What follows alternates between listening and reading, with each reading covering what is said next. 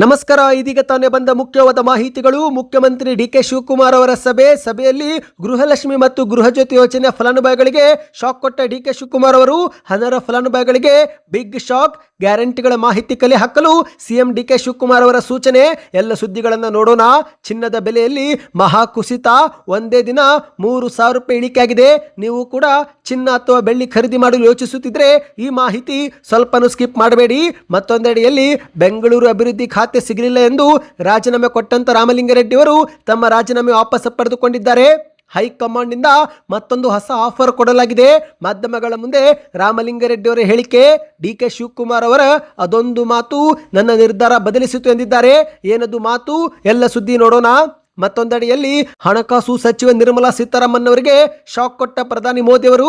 ಕೈ ತಪ್ಪಲಿದೆ ಅತ್ಯಂತ ಪ್ರಮುಖ ಖಾತೆ. ಹಣಕಾಸು ಸಚಿವ ನಿರ್ಮಲಾ ಸೀತಾರಾಮನ್ ಅವರ ಖಾತೆ ಬದಲಿಸಲು ಮುಂದಾದ ಕೇಂದ್ರ ಸರ್ಕಾರ. ಎಲ್ಲ ಮಾಹಿತಿಗಳನ್ನು ನೋಡೋಣ ಸ್ನೇಹಿತರೆ. ಮತ್ತೊಂದೆಡೆಯಲ್ಲಿ ಗೃಹ ಸಚಿವರಾಗುತ್ತಿದ್ದಂತೆ ಪ್ರಿಯಾಂಕ್ ಖರ್ಗೆ ಅವರ ಖಡಕ್ ಎಚ್ಚರಿಕೆ. ಕಾನೂನು ಎಲ್ಲರಿಗೂ ಒಂದೇ, ಕಾನೂನು ಮೀರಿದ್ರೆ ಕಠಿಣ ಕ್ರಮ ಎಂದು ಸಭೆಯಲ್ಲಿ ಖಡಕ್ ಎಚ್ಚರಿಕೆ ಕೊಟ್ಟಿದ್ದಾರೆ. ಎಲ್ಲ ಮಾಹಿತಿಗಳನ್ನು ಡೀಟೇಲ್ ಆಗಿ ನೋಡೋಣ. ಅದಕ್ಕೂ ಮೊದಲು ನೀವು ನಮ್ಮ ಚಾನಲ್ಗೆ ಮೊದಲು ಬಾರಿ ಭೇಟಿ ಕೊಡ್ತಾ ಇದ್ರೆ ದಯವಿಟ್ಟು ಈ ಒಂದು ವಿಡಿಯೋಗೆ ಲೈಕ್ ಮಾಡಿ, ಜೊತೆಗೆ ಚಾನಲ್ಗೆ ಸಬ್ಸ್ಕ್ರೈಬ್ ಮಾಡಿಕೊಳ್ಳಿ. ಪಕ್ಕದಲ್ಲಿ ಕಾಣಿಸೋ ಗಂಟೆ ಕೂಡ ಒತ್ತಿದ್ರೆ ಕರ್ನಾಟಕದ ಮುಖ್ಯವಾದ ಮಾಹಿತಿಗಳು ನಿಮಗೆ ಸಿಗುತ್ತವೆ. ವಿಡಿಯೋ ಬಹಳ ಮುಖ್ಯವಾಗಲಿದೆ ಸ್ನೇಹಿತರೆ. ವಿಡಿಯೋ ಸ್ವಲ್ಪನೂ ಸ್ಕಿಪ್ ಮಾಡಬೇಡಿ, ಪೂರ್ತಿಯಾಗಿ ನೋಡಿ. ಯಾವ ಊರಿನಿಂದ ವಿಡಿಯೋ ನೋಡ್ತಾ ಇದ್ದೀರಾ ಕಮೆಂಟ್ ಮಾಡಿ. ಬನ್ನಿ ಎಲ್ಲ ಮಾಹಿತಿಗಳನ್ನು ಡೀಟೇಲ್ ಆಗಿ ನೋಡೋಣ. ರಾಜ್ಯದಲ್ಲಿ ಕಾಂಗ್ರೆಸ್ ಸರ್ಕಾರ ಜಾರಿಗೆ ತಂದಿರುವ ಪಂಚ ಗ್ಯಾರಂಟಿ ಯೋಜನೆಗಳ ಪೈಕಿ ಗೃಹಲಕ್ಷ್ಮಿ ಮತ್ತು ಗೃಹಜ್ಯೋತಿ ಯೋಜನೆಯ ಪಟ್ಟಿಯನ್ನ ಮತ್ತೊಮ್ಮೆ ಪರಿಷ್ಕರಿಸಲು ಮುಖ್ಯಮಂತ್ರಿ ಡಿ.ಕೆ. ಶಿವಕುಮಾರ್ ಅವರು ಸೂಚನೆ ಕೊಟ್ಟಿದ್ದಾರೆ. ಹೌದು, ಮಾಧ್ಯಮಗಳ ಮುಂದೆ ಮಾತನಾಡಿದಂತ ಡಿ.ಕೆ. ಶಿವಕುಮಾರ್ ಅವರು ಇಂದಿನಿಂದಲೇ ನಾವು ಅಧಿಕೃತವಾಗಿ ಕೆಲಸ ಆರಂಭಿಸಿದ್ದೇವೆ. ಆಡಳಿತ ವ್ಯವಸ್ಥೆಯನ್ನು ಚುರುಕುಗೊಳಿಸಲು ಹಿರಿಯ ಅಧಿಕಾರಿಗಳೊಂದಿಗೆ ಮಹತ್ವದ ಸಭೆ ಮಾಡಲಾಗಿದ್ದು ನಮ್ಮ ನಿರೀಕ್ಷೆಗಳನ್ನ ಅವರಿಗೆ ಸ್ಪಷ್ಟಪಡಿಸಿದ್ದೇವೆ ಎಂದು ಮಾಧ್ಯಮಗಳ ಮುಂದೆ ಸಿಎಂ ಡಿ.ಕೆ. ಶಿವಕುಮಾರ್ ಅವರು ಹೇಳಿಕೆ ಕೊಟ್ಟಿದ್ದಾರೆ. ಯಾರದೇ ಒತ್ತಡಕ್ಕೆ ಮಣಿಯಬೇಡಿ, ಪಾರದರ್ಶಕವಾಗಿ ಕೆಲಸ ಮಾಡಿ ಎಂದು ಸೂಚಿಸಲಾಗಿದೆ ಎಂದು ಹೇಳಿಕೆ ಕೊಟ್ಟಿದ್ದಾರೆ. ಹೌದು, ಅಧಿಕಾರಿಗಳು ಯಾವುದೇ ಮಂತ್ರಿ ಅಥವಾ ಶಾಸಕರ ಒತ್ತಾಯಕ್ಕೆ ಮಣಿಯುವ ಅಗತ್ಯವಿಲ್ಲ.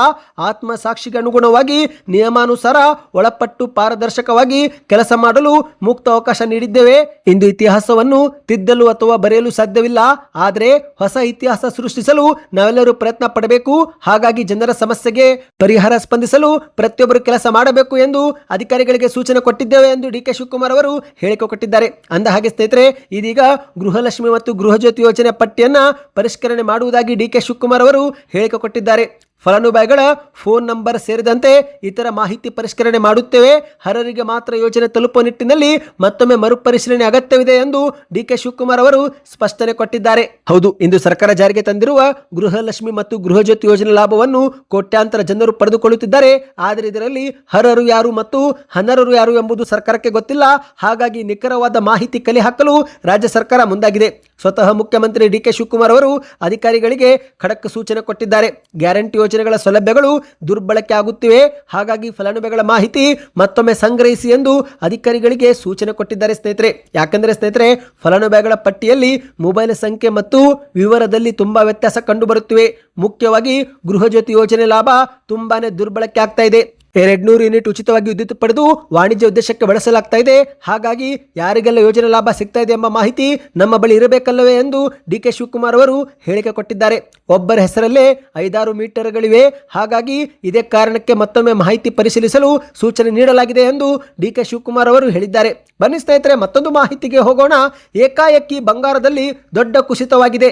ಹೌದು, ನೀವು ಕೂಡ ಚಿನ್ನ ಅಥವಾ ಬೆಳ್ಳಿ ಖರೀದಿ ಮಾಡುವ ಯೋಚನೆ ಹಾಕಿಕೊಂಡಿದ್ರೆ ಈ ಮಾಹಿತಿ ನಿಮಗೆ ತುಂಬಾನೇ ಮುಖ್ಯ. ಯಾಕಂದ್ರೆ ಕಳೆದ ಕೆಲ ದಿನಗಳಿಂದ ಮತ್ತೊಮ್ಮೆ ಚಿನ್ನ ಸ್ವಲ್ಪ ಇಳಿಕೆ ಆಗುತ್ತಿತ್ತು. ಆದರೆ ಶನಿವಾರದಂದು ಏಕಾಏಕಿ ದೊಡ್ಡ ಮಟ್ಟದಲ್ಲೇ ಭಾರಿ ಕುಸಿತ ಕಂಡಿದೆ. ಬಹುಶಃ ಸೋಮವಾರದಂದು ಮತ್ತೊಮ್ಮೆ ಚಿನ್ನ ದೊಡ್ಡ ಮಟ್ಟದಲ್ಲೇ ಕುಸಿಯುವ ಲಕ್ಷಣ ಇವೆ. ಹೌದು, ಜೂನ್ 6ರಂದು ಒಂದೇ ದಿನ ಗೋಲ್ಡ್ ರೇಟ್ ನಲ್ಲಿ ಭಾರಿ ಇಳಿಕೆ ಆಗಿದೆ ಸ್ನೇಹಿತರೆ. ಚಿನ್ನಾಭರಣ ಖರೀದಿ ಮಾಡೋರಿಗೆ ಸಂತೋಷ ಮೂಡಿ ಬಂದಿದೆ. ಯಾಕಂದ್ರೆ ಒಂದೇ ದಿನ 10 ಗ್ರಾಂ ಬಂಗಾರದಲ್ಲಿ 3,000 ರೂಪಾಯಿ ಇಳಿಕೆ ಆಗಿದೆ. ನೀವು ಈಗ ಸ್ಕ್ರೀನ್ ಮೇಲೆ ಒಂದು ಚಾರ್ಟ್ ನೋಡ್ತಿರಬಹುದು ಸ್ನೇಹಿತರೆ. ಮೇ 26ರಂದು ಆಸುಪಾಸು 1,60,000 ಇದ್ದಂತ ಬಂಗಾರ ಇದೀಗ ಕುಸಿದು 1,55,000 ರೂಪಾಯಿ ಆಗಿದೆ. ಮಾಹಿತಿಯ ಪ್ರಕಾರ ಸೋಮವಾರದಂದು 1,52,000 ರೂಪಾಯಿ ಆಗಬಹುದು ಎಂದು ಹೇಳಲಾಗ್ತಾ ಇದೆ. ಹೌದು, ಸದ್ಯ 24 ಕ್ಯಾರೆಟ್ 1 ಗ್ರಾಂ ಬಂಗಾರ 15,500 ರೂಪಾಯಿ ಆಗಿದೆ. ಅಂದ್ರೆ 10 ಗ್ರಾಮ್ಗೆ 1,55,000 ರೂಪಾಯಿ ಸ್ನೇಹಿತರೆ. ಮೇ 26ರಂದು 1,60,000 ರೂಪಾಯಿ ಆಗಿತ್ತು. ಈಗ ಕುಸಿದು 1,52,000 1,55,000 ಆಗಿದೆ. ಅಂದ್ರೆ 5,000 ರೂಪಾಯಿ ಕುಸಿತವಾಗಿದೆ ಸ್ನೇಹಿತರೆ. ನೀವೇನಾದ್ರೂ ಚಿನ್ನಾಭರಣ ಖರೀದಿ ಮಾಡೋ ಯೋಚನೆ ಹಾಕಿಕೊಂಡಿದ್ರೆ ಹಂತ ಹಂತವಾಗಿ ಸ್ವಲ್ಪ ಖರೀದಿ ಮಾಡಿ. ಯಾಕಂದ್ರೆ ಸತತವಾಗಿ ಚಿನ್ನ ಕುಸಿತವೇ ಕಾಣ್ತಾ ಇದೆ. ಯಾಕಂದ್ರೆ ಕಚ್ಚಾ ತೈಲ ಬೆಲೆ ಏರಿಕೆಯಾಗಿದ್ದರಿಂದ ಹೂಡಿಕೆದಾರರು ಕ್ರೂಡ್ ಆಯಿಲ್ ನಲ್ಲಿ ಹೂಡಿಕೆ ಮಾಡಲು ಮುಂದಾಗಿದ್ದು, ಈ ಮೂಲಕ ಚಿನ್ನದ ಹೂಡಿಕೆದಾರರು ಎಲ್ಲವನ್ನು ಕೂಡ ಸೆಲ್ ಮಾಡ್ತಿದ್ದಾರೆ. ಅಂತಾರಾಷ್ಟ್ರೀಯ ಮಾರುಕಟ್ಟೆಯಲ್ಲೇ ಸೆಲ್ಲಿಂಗ್ ಪ್ರೆಷರ್ ಇದೆ ಸ್ನೇಹಿತರೆ. ಮತ್ತೊಂದೆಡೆಯಲ್ಲಿ ಪ್ರಧಾನಿ ಮೋದಿ ಅವರು ಕೂಡ ಸಾಧ್ಯವಾದರೆ 1 ವರ್ಷ ಬಂಗಾರ ಖರೀದಿ ಮಾಡಬೇಡಿ ಎಂದು ಸೂಚನೆ ಕೊಟ್ಟಿದ್ದು, ಇದರಿಂದ ದೇಶಾದ್ಯಂತ 70% ಚಿನ್ನದಲ್ಲಿ ಬೇಡಿಕೆ ಕುಸಿತವಾಗಿದೆ. ಹಾಗಾಗಿ ಸ್ನೇಹಿತರೆ, ಮುಂದಿನ ದಿನಗಳಲ್ಲಿ ಒಂದು ದೊಡ್ಡ ಮಟ್ಟದ ಚಿನ್ನದಲ್ಲಿ ಕುಸಿತ ನಾವು ಕಾಣಬಹುದು ಎಂದು ನಿರೀಕ್ಷಿಸಲಾಗಿದೆ. ನಿಮ್ಮ ಪ್ರಕಾರ ಚಿನ್ನದ ನಿಜವಾದ ಬೆಲೆ ಏನಾಗಬೇಕು ಎಂಬುದನ್ನು ಕಮೆಂಟ್ ಮಾಡಿ ತಿಳಿಸಿ. ಇದರಿಂದ ಒಂದು ಉತ್ತಮ ಫೀಡ್ಬ್ಯಾಕ್ ಸಿಗುತ್ತೆ. ಬನ್ನಿ ಸ್ನೇಹಿತರೆ, ಮತ್ತೊಂದು ಮಾಹಿತಿಗೆ ಹೋಗೋಣ. ಬೆಂಗಳೂರು ನಗರಾಭಿವೃದ್ಧಿ ಖಾತೆ ಸಿಗಲಿಲ್ಲ ಎಂಬ ಕಾರಣಕ್ಕೆ ತಮ್ಮ ಸಚಿವ ಸ್ಥಾನಕ್ಕೆ ರಾಜೀನಾಮೆ ಕೊಟ್ಟಂತ ರಾಮಲಿಂಗಾರೆಡ್ಡಿ ಅವರು ಇದೀಗ ಹೈಕಮಾಂಡ್ ಅವರ ಆಫರ್ಗೆ ಮರುಳಾಗಿದ್ದಾರೆ. ಹೌದು, ಡಿ.ಕೆ. ಶಿವಕುಮಾರ್ ಅವರ ನೂತನ ಸರ್ಕಾರದಲ್ಲಿ ಸಚಿವ ಸ್ಥಾನ ಹಂಚಿಕೆ ದೊಡ್ಡ ತಲೆನೋವಾಗಿದೆ ಸ್ನೇಹಿತರೆ. ಖಾತೆ ಹಂಚಿಕೆ ವಿಚಾರವಾಗಿ ಈಗಾಗಲೇ ರಾಮಲಿಂಗಾರೆಡ್ಡಿ ಅವರು ತಮ್ಮ ಸಚಿವ ಸ್ಥಾನಕ್ಕೆ ರಾಜೀನಾಮೆ ಕೊಟ್ಟು ಸಿಟ್ಟಿನಿಂದ ಮೊದಲ ಸಭೆಯಲ್ಲೇ ಹೊರ ನಡೆದಿದ್ದಾರೆ. ಈಗಾಗಲೇ ಸಿಎಂ ಡಿ.ಕೆ. ಶಿವಕುಮಾರ್ ಸೇರಿದಂತೆ ಹಲವರು ರಾಮಲಿಂಗಾರೆಡ್ಡಿ ಅವರ ಮನವೊಲಿಸುವ ಪ್ರಯತ್ನ ಮಾಡ್ತಿದ್ದಾರೆ. ಇದೇ ಮಧ್ಯೆ ಸ್ನೇಹಿತರೆ, ರಾಮಲಿಂಗಾರೆಡ್ಡಿ ಅವರಿಗೆ ಕಾಂಗ್ರೆಸ್ನ ಉಸ್ತುವಾರಿ ಸಚಿವ ಸುರ್ಜೇವಾಲಾ ಅವರು ಸಭೆ ನಡೆಸಿ ಖಾಸಗಿ ಹೋಟೆಲ್ನಲ್ಲಿ ಒಂದು ದೊಡ್ಡ ಆಫರ್ ಕೊಟ್ಟಿದ್ದಾರೆ ಎಂದು ಹೇಳಲಾಗ್ತಾ ಇದೆ. ಹೌದು, ನಮ್ಮ ಜೊತೆಗೆ ನೀವು ಸಹಕರಿಸಿ, ನಿಮಗೆ ವಸತಿ ಇಲಾಖೆ ಜೊತೆಗೆ ಮುಜರಾಯಿ ಇಲಾಖೆ 2 ಖಾತೆ ಕೂಡ ತೆಗೆದುಕೊಳ್ಳಿ. ನಿಮ್ಮ ಅಗತ್ಯತೆ ಪಕ್ಷಕ್ಕೆ ಮತ್ತು ಸರ್ಕಾರಕ್ಕೆ ಬೇಕಾಗಿದೆ. ಅಸಮಾಧಾನ ಬೇಡ, ದಯವಿಟ್ಟು ಸಹಕಾರ ಕೊಡಿ ಎಂದು ಸುರ್ಜೇವಾಲಾ ಅವರು ಮನವೊಲಿಸುವ ಯತ್ನ ಪಟ್ಟಿದ್ದಾರೆ ಎಂದು ಹೇಳಲಾಗ್ತಾ ಇದೆ. ಹೌದು, ಈಗ ರಾಮಲಿಂಗಾರೆಡ್ಡಿ ಅವರಿಗೆ ವಸತಿ ಇಲಾಖೆ ಮತ್ತು ಮುಜರಾಯಿ ಇಲಾಖೆ ಸಿಗುವ ಸಾಧ್ಯತೆ ಇದೆ. ಇನ್ನು ಇದೇ ಮಧ್ಯೆ ಸ್ನೇಹಿತರೆ, ಮುಖ್ಯಮಂತ್ರಿ ಡಿ.ಕೆ. ಶಿವಕುಮಾರ್ ಅವರ ಒಂದು ಹೇಳಿಕೆಗೆ ತಮ್ಮ ಒಂದು ರಾಜೀನಾಮೆಯನ್ನ ರಾಮಲಿಂಗಾರೆಡ್ಡಿ ಅವರು ವಾಪಸ್ ಪಡೆದುಕೊಂಡಿದ್ದಾರೆ.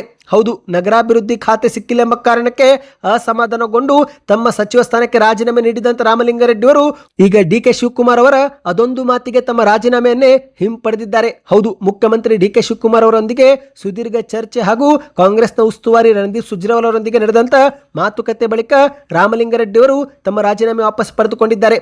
ಮಾಧ್ಯಮಗಳ ಮುಂದೆ ಮಾತನಾಡಿದಂತ ರಾಮಲಿಂಗಾರೆಡ್ಡಿ ಅವರು ನಿನ್ನೆ ರಾತ್ರಿ ನಾನು ಮತ್ತು ಮುಖ್ಯಮಂತ್ರಿ ಡಿ.ಕೆ. ಶಿವಕುಮಾರ್ ಅವರು ಭೇಟಿಯಾಗಿ ಮಾತುಕತೆ ನಡೆಸಿದೆವು. ನನ್ನ ರಾಜೀನಾಮೆಯನ್ನು ಯಾವುದೇ ಕಾರಣಕ್ಕೂ ತಗೊಳ್ಳೋದಿಲ್ಲ, ನಾನು ಅದನ್ನು ಸ್ವೀಕರಿಸೋದಿಲ್ಲ ಎಂದು ಮುಖ್ಯಮಂತ್ರಿ ಡಿ.ಕೆ. ಶಿವಕುಮಾರ್ ಅವರು ನನಗೆ ಹೇಳಿದರು. ನೀನು ನನ್ನ ಆತ್ಮೀಯ ಗೆಳೆಯ, ಹಾಗಾಗಿ 2 ವರ್ಷ ಕಾಲ ನನ್ನ ಜೊತೆ ಇದ್ದು ಕೆಲಸ ಮಾಡಬೇಕು ಎಂದು ಹೇಳಿದರು. ಅವರದೊಂದು ಮಾತಿಗೆ ನನ್ನ ನಿರ್ಧಾರ ಬದಲಿಸಿತು ಎಂದು ಮಾಧ್ಯಮಗಳ ಮುಂದೆ ರಾಮಲಿಂಗಾರೆಡ್ಡಿ ಅವರು ಹೇಳಿದ್ದಾರೆ. ಹೌದು ಗೆಳೆಯರೆ, ಇದೀಗ ಮುಖ್ಯಮಂತ್ರಿ ಡಿ.ಕೆ. ಶಿವಕುಮಾರ್ ಅವರು ರಾಮಲಿಂಗಾರೆಡ್ಡಿ ಅವರ ಮನವೊಲಿಸುವಲ್ಲಿ ಯಶಸ್ವಿಯಾಗಿದ್ದಾರೆ. ಬನ್ನಿ ಮತ್ತೊಂದು ಮಾಹಿತಿಗೆ ಹೋಗೋಣ. ಕೇಂದ್ರದ ಹಣಕಾಸು ಸಚಿವೆ ನಿರ್ಮಲಾ ಸೀತಾರಾಮನ್ ಅವರಿಗೆ ಮೋದಿ ಸರ್ಕಾರ ಬಿಗ್ ಶಾಕ್ ಕೊಡಲು ಮುಂದಾಗಿದೆ. ಹೌದು ಗೆಳೆಯರೆ, ಪ್ರಧಾನಿ ನರೇಂದ್ರ ಮೋದಿ ನೇತೃತ್ವದ ಕೇಂದ್ರ ಸರ್ಕಾರವು ಮಿಷನ್ 2029 ಗುರಿಯಾಗಿಟ್ಟುಕೊಂಡು ದೇಶದ ರಾಜಕೀಯದಲ್ಲೇ ದೊಡ್ಡ ಬದಲಾವಣೆ ಮಾಡಲು ಮುಂದಾಗಿದೆ. 3ನೇ ಬಾರಿಗೆ ಅಧಿಕಾರಕ್ಕೆ ಬಂದು 2 ವರ್ಷ ಪೂರೈಸುತ್ತಿರುವ ಈ ಸಮಯದಲ್ಲಿ ಕೇಂದ್ರದ ಸರ್ಕಾರ ಪಕ್ಷ ಸಂಘಟನೆಯಲ್ಲಿ ತಮ್ಮದೇ ಆದ ಒಂದು ವಿಶಿಷ್ಟ ಬದಲಾವಣೆ ಮಾಡಲು ಮುಂದಾಗಿದೆ. ಹೌದು, ಕರ್ನಾಟಕದಲ್ಲಿ ಯಾವ ರೀತಿ ಸಚಿವ ಸಂಪುಟ ಬದಲಾವಣೆ ಆಯಿತೋ ಅದೇ ರೀತಿ ಕೇಂದ್ರದಲ್ಲೂ ಕೂಡ ಸಚಿವ ಸಂಪುಟ ಬದಲಾವಣೆ ಮಾಡಲು ಕೇಂದ್ರ ಸರ್ಕಾರ ಮುಂದಾಗಿದೆ. ಮಾಹಿತಿಯ ಪ್ರಕಾರ ಸುಮಾರು 17 ಸಚಿವರನ್ನ ಸಂಪುಟದಿಂದ ಕೈಬಿಟ್ಟು ಅವರಿಗೆ ಪಕ್ಷದ ಬೇರೆ ಜವಾಬ್ದಾರಿ ಖಾತೆ ವಹಿಸುವ ಸಾಧ್ಯತೆ ಇದೆ ಎಂದು ಹೇಳಲಾಗ್ತಾ ಇದೆ. ಅಂದಹಾಗೆ ಸ್ನೇಹಿತರೆ, ಇಲ್ಲಿ ವಿಶೇಷವೇನೆಂದರೆ ಅತ್ಯಂತ ಪ್ರಮುಖ ಖಾತೆಯಾಗಿರುವ ಗೃಹ ಇಲಾಖೆ, ರಕ್ಷಣೆ ಇಲಾಖೆ ಮತ್ತು ಹೆದ್ದಾರಿ ಸಾರಿಗೆ ಇಲಾಖೆಗಳಲ್ಲಿ ಯಾವುದೇ ಬದಲಾವಣೆ ಮಾಡುವುದಿಲ್ಲವಂತೆ. ಆದರೆ ಇತರೆ ಪ್ರಮುಖ ಖಾತೆಗಳಲ್ಲಿ ಅದಲು ಬದಲು ಮಾಡುವ ಸಾಧ್ಯತೆ ಇದೆ. ಮಾಹಿತಿಯ ಪ್ರಕಾರ ಪ್ರಸ್ತುತ ಹಣಕಾಸು ಸಚಿವೆಯಾಗಿರುವ ನಿರ್ಮಲಾ ಸೀತಾರಾಮನ್ ಅವರಿಗೆ ಈ ಬಾರಿ ಕೇಂದ್ರದ ಶಿಕ್ಷಣ ಇಲಾಖೆ ನೀಡುವ ಸಾಧ್ಯತೆ ಇದೆ. ಹೌದು, ಯಾಕಂದರೆ ಇತ್ತೀಚೆಗೆ ದೇಶದಲ್ಲಿ ನೀಟ್ ಎಕ್ಸಾಮ್ ಮತ್ತು CBSE ಎಕ್ಸಾಮ್ ನಲ್ಲಿ ಆಗಿರುವ ವಿವಾದಗಳಿಂದ ಶಿಕ್ಷಣ ಇಲಾಖೆ ತೀವ್ರ ಟೀಕೆಗೆ ಒಳಗಾಗಿದ್ದು, ಹಾಗಾಗಿ ಧರ್ಮೇಂದ್ರ ಪ್ರಧಾನ್ ಅವರ ಜಾಗಕ್ಕೆ ನಿರ್ಮಲಾ ಸೀತಾರಾಮನ್ ಅವರನ್ನು ಕರೆತಂದು ಶಿಕ್ಷಣ ಇಲಾಖೆ ಬಲಪಡಿಸಲು ಮೋದಿ ಅವರು ಯೋಚನೆ ಮಾಡಿದ್ದಾರಂತೆ. ಅದೇ ರೀತಿ ಸದ್ಯ ವಾಣಿಜ್ಯ ಇಲಾಖೆ ಮುನ್ನಡೆಸುತ್ತಿರುವ ಹಿರಿಯ ನಾಯಕ ಪಿಯೂಷ್ ಗೋಯಲ್ ಅವರಿಗೆ ಈ ಒಂದು ಹಣಕಾಸು ಸಚಿವ ಸ್ಥಾನ ಒಲಿಯುವ ಸಾಧ್ಯತೆ ಇದೆ ಎಂದು ಹೇಳಲಾಗ್ತಾ ಇದೆ. ಸ್ನೇಹಿತರೆ, ನಿಮ್ಮ ಪ್ರಕಾರ ಹಣಕಾಸು ಸಚಿವೆಯಾಗಿ ನಿರ್ಮಲಾ ಸೀತಾರಾಮನ್ ಅವರು ಮುಂದುವರಿಬೇಕೋ ಅಥವಾ ಬೇರೆಯವರು ಬರಬೇಕೋ, ಬಂದ್ರೆ ಯಾರು ಬರಬೇಕು ಎಂಬುದನ್ನ ಕಮೆಂಟ್ ಮಾಡಿ. ಇದರಿಂದ ಒಂದು ಉತ್ತಮ ಫೀಡ್ಬ್ಯಾಕ್ ಸಿಗುತ್ತೆ. ಬನ್ನಿ ಸ್ನೇಹಿತರೆ, ಮತ್ತೊಂದು ಮಾಹಿತಿಗೆ ಹೋಗೋಣ. ಇದೀಗ ರಾಜ್ಯದ ಗೃಹ ಸಚಿವರಾದ ಬಳಿಕ ಪ್ರಿಯಾಂಕ್ ಖರ್ಗೆ ಅವರು ಜೂನ್ 5ರಂದು ಪೊಲೀಸ್ ಹಿರಿಯ ಅಧಿಕಾರಿಗಳ ಜೊತೆಗೆ ಮೊದಲ ಸಭೆ ನಡೆಸಿದ್ದು, ಸಭೆಯಲ್ಲಿ ಕಾನೂನು ಎಲ್ಲರಿಗೂ ಒಂದೇ, ಯಾರು ಕಾನೂನು ಮೀರ್ತಾರೋ ಅವರ ವಿರುದ್ಧ ಕಠಿಣ ಕ್ರಮವೇ ತೆಗೆದುಕೊಳ್ಳಿ ಎಂದು ಖಡಕ್ ಸೂಚನೆ ಕೊಟ್ಟಿದ್ದಾರೆ. ಹೌದು ಗೆಳೆಯರೆ, ಇದೀಗ ರಾಜ್ಯದ ಗೃಹ ಸಚಿವರಾಗಿ ಪ್ರಿಯಾಂಕ್ ಖರ್ಗೆ ಅವರು ನೇಮಕರಾಗಿದ್ದಾರೆ. ಇದೇ ವೇಳೆ ಬೆಂಗಳೂರು ಟ್ರಾಫಿಕ್ ಸಮಸ್ಯೆ, ಮಹಿಳೆಯರ ಸುರಕ್ಷತೆ ಮತ್ತು ಡ್ರಗ್ಸ್ ಮಾಫಿಯಾ ಬಗ್ಗೆ ಅಧಿಕಾರಿಗಳಿಂದ ಮಾಹಿತಿ ಪಡೆದುಕೊಂಡು ಇನ್ನು ಮುಂದೆ ಕಾನೂನು ಯಾರು ಮೀರುತ್ತಾರೋ ಅವರ ವಿರುದ್ಧ ಕಠಿಣ ಕ್ರಮ ತೆಗೆದುಕೊಳ್ಳಿ ಎಂದು ಸೂಚನೆ ಕೊಟ್ಟಿದ್ದಾರೆ. ಯಾರೇ ಇದ್ರೂ ಕಾನೂನಿನ ಚೌಕಟ್ಟಿಲಿದ್ದರೆ ಓಕೆ, ಅದನ್ನ ಮೀರಿ ಮಾಡಿದರೆ ಕ್ರಮ ತೆಗೆದುಕೊಳ್ಳುವುದು ಖಚಿತ ಎಂದು ಖಡಕ್ ಸಂದೇಶ ರವಾನಿಸಿದ್ದಾರೆ. ಹೌದು, ಸಭೆ ಬಳಿಕ ಮಾಧ್ಯಮಗಳ ಮುಂದೆ ಮಾತನಾಡಿದಂತ ಗೃಹ ಸಚಿವ ಪ್ರಿಯಾಂಕ್ ಖರ್ಗೆ ಅವರು, ಸರ್ಕಾರ ನನಗೊಂದು ದೊಡ್ಡ ಜವಾಬ್ದಾರಿ ಕೊಟ್ಟಿದೆ. ಗೃಹ ಇಲಾಖೆ ಬಗ್ಗೆ ಸಂಪೂರ್ಣ ಮಾಹಿತಿ ಪಡೆದುಕೊಳ್ಳುತ್ತಿದ್ದೇನೆ. ಪರಮೇಶ್ವರ ಸಾಹೇಬರ ಕಾರ್ಯಕ್ರಮ ಬಗ್ಗೆ ಯಾವುದು ಮುಂದುವರಿಸಬೇಕು ಎಂಬ ಬಗ್ಗೆ ಮಾಹಿತಿ ಪಡೆದುಕೊಳ್ಳುತ್ತಿದ್ದೇನೆ. ವಿಶೇಷವಾಗಿ ಬೆಂಗಳೂರಿನ ಟ್ರಾಫಿಕ್ ಸಮಸ್ಯೆ, ಮಹಿಳೆಯರ ಸುರಕ್ಷತೆ ಮತ್ತು ಡ್ರಗ್ಸ್ ಮಾಫಿಯಾ ಬಗ್ಗೆ ಅಧಿಕಾರಿಗಳಿಂದ ಮಾಹಿತಿ ಪಡೆದುಕೊಂಡು ಕಾನೂನು ಎಲ್ಲರಿಗೂ ಒಂದೇ, ಕಾನೂನು ಮೀರಿದ ಕ್ರಮ ತೆಗೆದುಕೊಳ್ಳಿ ಎಂದು ಸೂಚನೆ ಕೊಟ್ಟಿದ್ದೇನೆ ಎಂದು ಪ್ರಿಯಾಂಕ್ ಖರ್ಗೆ ಅವರು ಹೇಳಿಕೆ ಕೊಟ್ಟಿದ್ದಾರೆ. ಅಷ್ಟು ಮಾತ್ರವಲ್ಲ ಸ್ನೇಹಿತರೆ, ಸೋಷಿಯಲ್ ಮೀಡಿಯಾದಲ್ಲಿ ಸುಳ್ಳು ಸುದ್ದಿ ವಿಚಾರ ಬಗ್ಗೆಯೂ ಕೂಡ ಮಾತನಾಡಿದ್ದಾರೆ. ಸೋಷಿಯಲ್ ಮೀಡಿಯಾದಲ್ಲಿ ಇನ್ನು ಮುಂದೆ ದ್ವೇಷ ಹುಟ್ಟಿಸುವವರ ವಿರುದ್ಧ ಮತ್ತು ದ್ವೇಷ ಭಾಷಣ ಮಾಡಿದರೆ ಅಂತವರ ವಿರುದ್ಧವೂ ಕೂಡ ಕ್ರಮ ತೆಗೆದುಕೊಳ್ಳುತ್ತೇನೆ. ಸೋಷಿಯಲ್ ಮೀಡಿಯಾ ಬಗ್ಗೆ ವಿಶೇಷ ಗಮನ ಹರಿಸುತ್ತೇವೆ ಎಂದು ಪ್ರಿಯಾಂಕ್ ಖರ್ಗೆ ಅವರು ಹೇಳಿದ್ದಾರೆ. ಸದ್ಯಕ್ಕಿಷ್ಟೇ ಇತ್ತು ಮಾಹಿತಿಗಳು. ಇಷ್ಟವಾಯ್ತಾ? ಚಾನಲ್ಗೆ ಸಬ್ಸ್ಕ್ರೈಬ್ ಆಗಿ.